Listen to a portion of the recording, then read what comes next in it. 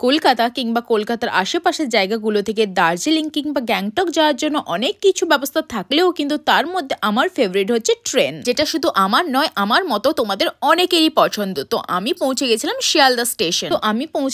Sealdah station দুপুর 1:30টার নাগাদ, but আমার ট্রেন ছিল 3:30টার সময়। তো 3 ঘন্টা টাইম পাস করার জন্য আমি বেছে নিয়েছিলাম শিয়ালদা স্টেশনের এক্সিকিউটিভ লাউঞ্জ। তো লাউঞ্জে কিছুক্ষণ টাইম কাটিয়ে এখানটায় মেনু কার্ড দেখে আমি চুজ করি এখানটা চিকেন ভর্তা, যেটা আমার প্রাইস পড়েছিল 212 টাকার মতো। এই প্রাইস থেকে সুইগি কিংবা জোম্যাটোতে পেয়ে যেতাম হয়তো এর থেকে কমে, বাট আমার খাবারের কথা মনে পড়েছিল একদম লাস্ট মুহূর্তে, যখন ট্রেন ছাড়তে মাত্র বাকি আছে হাতে 30 মিনিট। কিছুক্ষণ লাউঞ্জে ওয়েট করে হাতে মাত্র 10 মিনিট রেখে মানে 3:20 নাগাদ আমি চলে যাই আমাদের আজকে ট্রেন তিস্তা তোরসা এক্সপ্রেস আমাদের জার্নি আজকে শুরু করার জন্য।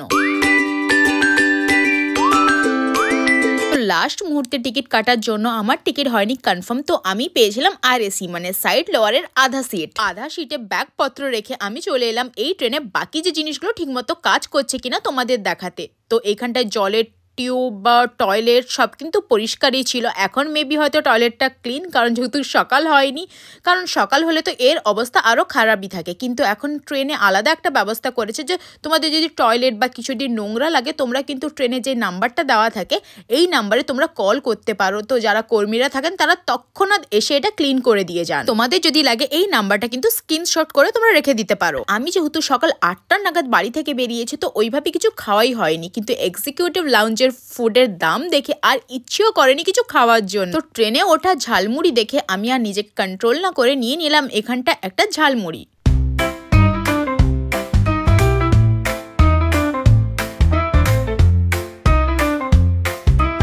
ঝালমুড়ি খেতে খেতে আমাদের ট্রেন তিস্তা তোরসা এক্সপ্রেস শিয়ালদা ছাড়িয়ে পৌঁছে গেছিল ফার্স্ট স্টেশন, যেটা হচ্ছে নৈহাটি জাংশন।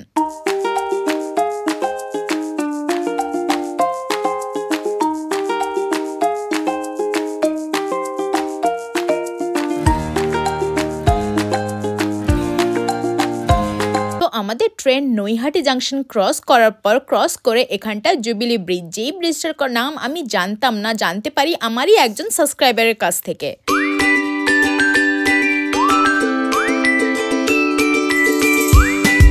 আর ফার্স্টেই তোমাদের বললাম ট্রেনে জার্নি করতে আমার ভীষণ ভালো লাগে। আর অনেকগুলো ভালো লাগার কারণের মধ্যে প্রধান কারণ যেটা হচ্ছে, যদি ওয়েস্ট বেঙ্গলের মধ্যে হয় ট্রেনগুলো দিয়ে যায় অনেক জেলা দিয়ে, আর ওই জেলার যে প্রাকৃতিক সৌন্দর্য আমি দেখতে পাই। আউট অফ যদি ওয়েস্ট বেঙ্গল মানে ইন্ডিয়া যদি দূরে কোনো জায়গায় যাচ্ছি, তো দেখতে পারি বিভিন্ন স্টেটের জায়গাগুলো, আর তার সঙ্গে আছে বিভিন্ন জেলার বিভিন্ন ভাষা বা বিভিন্ন স্টেটের বিভিন্ন ভাষার মানুষের সঙ্গে পরিচয়। তারপর ট্রেনেতে সন্ধ্যাবেলায় একটা সুন্দর সানসেট দেখতে দেখতে আমি পৌঁছে গেছিলাম আমাদের মানে 3 নম্বর যে স্টেশনে দাঁড়াবে এই ট্রেন আমাদের তিস্তা তোরসা এক্সপ্রেস, যেটা হচ্ছে ব্যান্ডেল জাংশন। এই স্টেশন আর জাংশনের ভুলটা আমার মধ্যে থেকেই গেছে। আর ওই যে বললাম ট্রেন চুজ করার জন্য অনেকগুলো কারণ আছে, এই নাও আর একটা কারণ, এই সকাল আর সন্ধ্যেতে ট্রেনের চা। এই ট্রেনের মধ্যে বসে গরম গরম চা আর সঙ্গে প্রাকৃতিক সৌন্দর্য দেখার মজাটা কিন্তু কমপ্লিটলি আলাদা, তার সঙ্গে যদি হয় কোনো অচেনা জায়গা।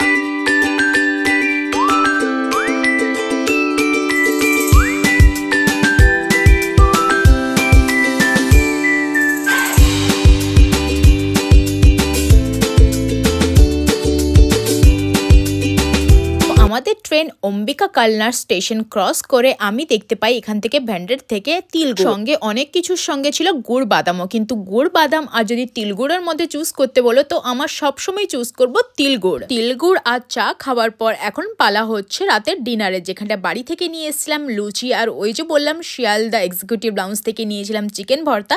এটা ছিল 212 টাকার চিকেন ভর্তা। এটার কোয়ালিটি আর কোয়ান্টিটির কথা যদি আমি বলি, কোয়ালিটি তো খুব ভালো ছিল, বাট কোয়ান্টিটি ছিল অনেক কম।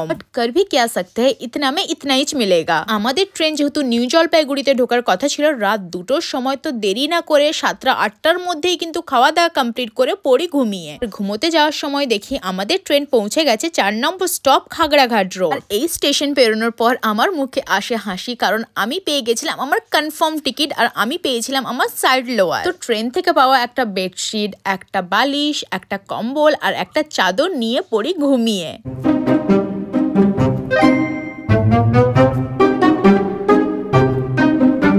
এই অবেলায় ঘুম না আসায় দেখি আমাদের ট্রেন পৌঁছে গেছে 5 নম্বর স্টেশন মালদা টাউন। এখানটায় আমি এলাম এই বছর 5 বার।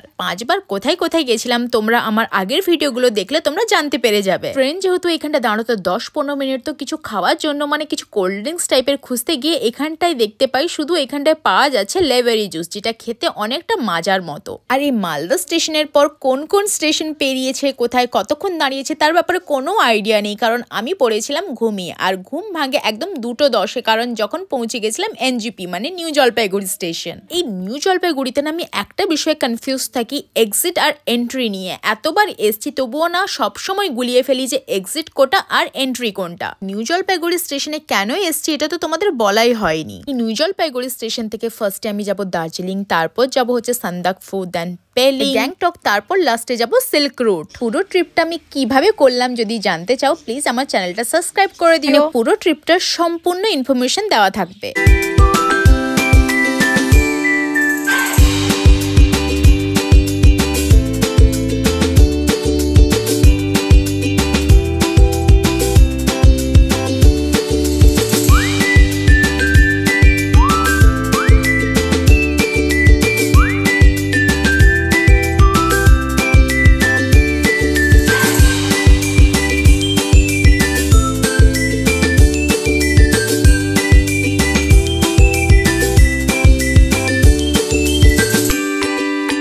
আমাদের train Teesta Torsa express new জলপাইগুড়িতে ঢুকে গেছিল রাত 2টোর নাগাদ। রাত 2টো থেকে আমি স্টেশনে ওয়েট করি ভোর হওয়া অবধি, আর 5টার সময় বাইরে বেরিয়ে খুঁজি ক্যাব। সিঙ্গেল ক্যাবের জন্য এখান থেকে দার্জিলিং যাওয়ার জন্য ভাড়া বলছিল 2500 থেকে 3000, বাট আমি চুজ করছিলাম এখানটা শেয়ারিং এ। এটার জন্য আমার পড়েছিল মাত্র 350 টাকা, কিন্তু ওয়েট করতে হচ্ছিল 1 ঘন্টারও বেশি সময় ধরে, কারণ ক্যাবেতে যতক্ষণ না 10 জন হচ্ছে এই ক্যাব নড়বেও না আর চলবেও না। তো আজকে আমার এই তিস্তা তোরসা এক্সপ্রেসের জার্নি তোমাদের কেমন লাগলো অবশ্যই জানিও, আর যদি ভালো লেগে থাকে চ্যানেলটা সাবস্ক্রাইব করে দিও। দেখা হচ্ছে তোমাদের সঙ্গে পরের ভিডিওতে, বাই।